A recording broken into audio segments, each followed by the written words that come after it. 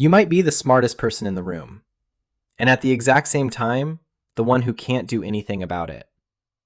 There are people who know themselves almost too well. They notice when their smile looks forced. They catch the moment their voice gets slightly too loud. They can tell when someone across the table is starting to lose interest, before that person even realizes it themselves. And right in that moment of perfect awareness, they freeze. The more they know, the less they can move.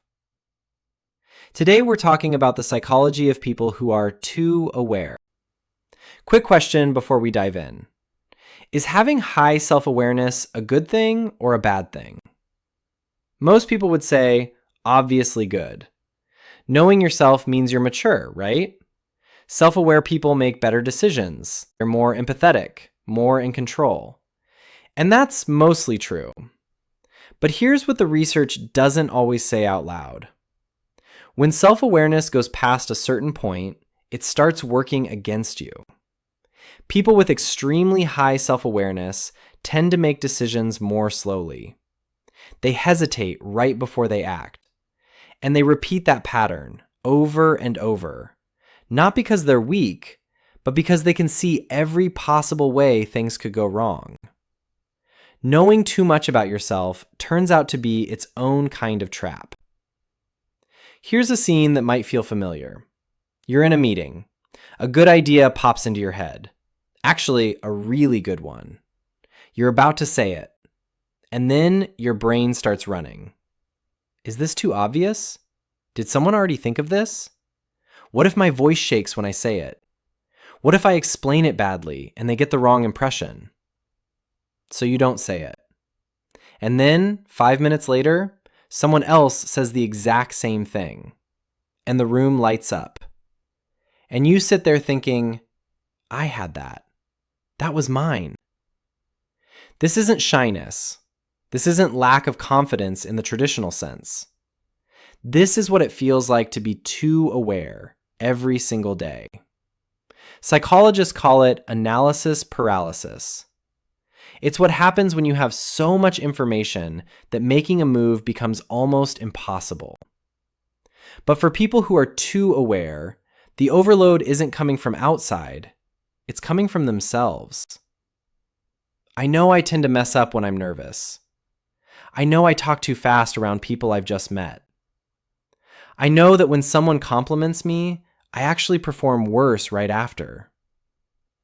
Running all of that in the background, in real time, while also trying to act, speak, and function like a normal human being, the brain wasn't built for that. Studies on how the brain processes self-referential thinking show that the act of thinking about yourself actually conflicts with the parts of the brain responsible for taking action. The more you turn the lens inward, the harder it becomes to move forward. You can be completely self-aware and completely stuck at the same time. And here's where it gets genuinely ironic. These people are often the most perceptive in the room.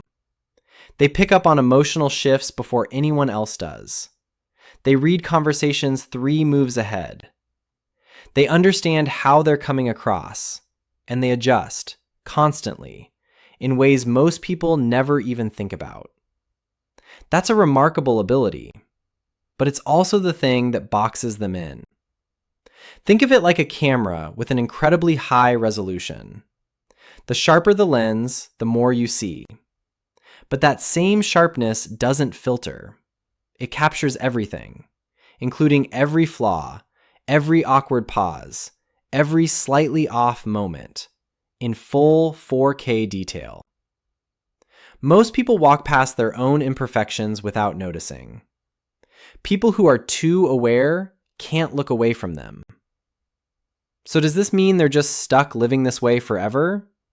Not quite. Self-awareness actually comes in 2 different forms. The first is internal, knowing your own thoughts, emotions, and patterns. The second is external, understanding how other people see you. Here's the interesting part.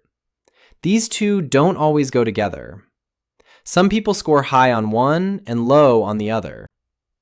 But people who have genuine balance between both, they tend to build healthier relationships, make cleaner decisions, and actually act on what they know about themselves instead of being paralyzed by it.